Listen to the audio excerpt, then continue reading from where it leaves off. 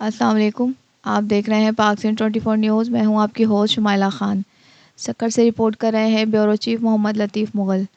Grand health alliance के ज़ेर एहतमाम सरदार ग़ुलाम मोहम्मद महर medical college civil अस्पताल सक्कर के डॉक्टर्स, पैरामेडिकल स्टाफ, नर्सिंग और दीगर मुलाज़मीन ने मुतालबात तस्लीम ना किए जाने और नोटिफिकेशन जारी ना करने के ख़िलाफ़ काम छोड़ अलामती टोकन हड़ताल की और मेन गेट पर एहतजाजी मुज़ाहरा करते हुए नारेबाजी की।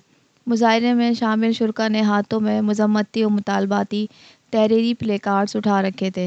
इस मौके पर मज़कूरा रहनुमाओं ने वज़ीर आला सिंध, सूबाई वज़ीर सेहत समेत दीगर बाला-हुक्काम से नोटिस लेकर चार्टर ऑफ डिमांड पर पेश किए जाने मुतालबात तस्लीम करते हुए नोटिफिकेशन जारी करने का मुतालबा किया और ऐलान किया कि बसूरत मुतालबा तस्लीम ना होने पर हमारा एहतजाजी सिलसिला जारी रहेगा।